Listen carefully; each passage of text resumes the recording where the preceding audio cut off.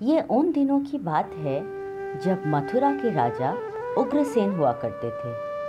उनके पुत्र थे कंस, जिन्होंने छल से ही अपने पिता का राज्य हड़प लिया था। कंस की एक बहन थी देवकी, जिनका विवाह वसुदेव के साथ हुआ था। कहा जाता है कि कंस अपनी बहन को लेकर ससुराल जा रहे थे, तभी उन्हें एक आकाशवाणी सुनाई दी थी, जिसमें कहा था देवकी के 8वें पुत्र से उनका संहार होगा। यह सुनकर कंस बहुत क्रोधित हुए थे। देवकी और वसुदेव के एक भी संतान को मैं जीवित नहीं रखूंगा। यह कंस एक एक का नरसंहार करेगा। मुझे कोई नहीं मार सकता।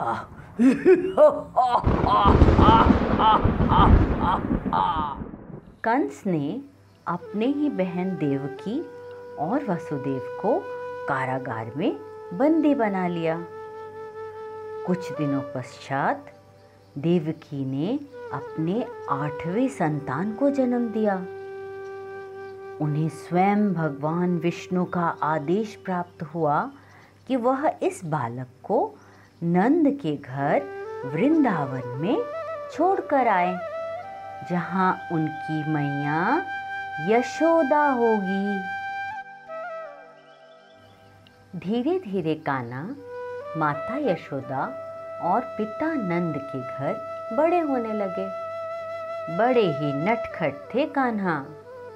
एक दिन जब कान्हा खेल रहे थे, माता ने उन्हें मिट्टी खाते देखा। यशोदा मैया ने पूछा, अरे कान्हा मेरे पुत्र, आपने मिट्टी खाई क्या? अरे मैं तो कब से आपके लिए माखन बना के बैठी हूँ। चलिए जल्दी, चलिए अपना मुंह खोलिए, खोलिए जल्दी अपना मुंह, मैं अब भी आंचल से साफ किए देती हूँ। परंतु उस मुख के भीतर संपूर्ण ब्रह्मांड को देखकर यशोदा मैया समझ गई कि उनका पुत्र कोई साधारण बालक नहीं है। नटखट कान्हा की लीलाओं से सारा वृंदावन परिचित था। वो हमेशा गोपियों को तंग किया करते थे।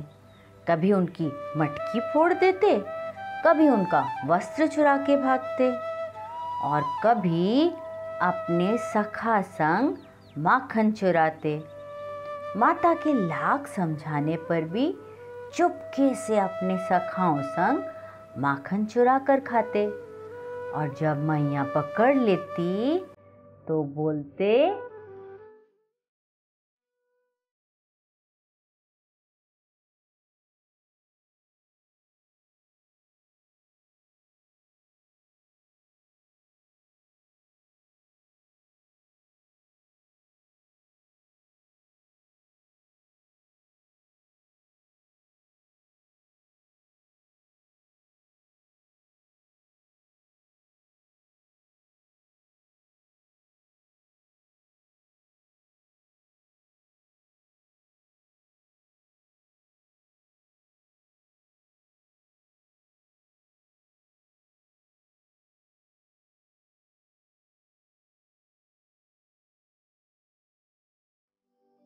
बहुत सारी लीलाओं में श्री कृष्ण की रास लीला की बहुत मान्यता है।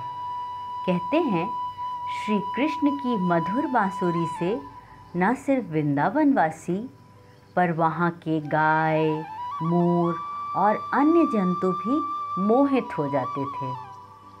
और मोहित होती थी गोपियाँ, और गोपियों संग राधा। राधा धुन में कृष्ण रंगे, कृष्ण रंग में राधा, प्रेम रंग में रंग गया वृंदावन का ग्वाला।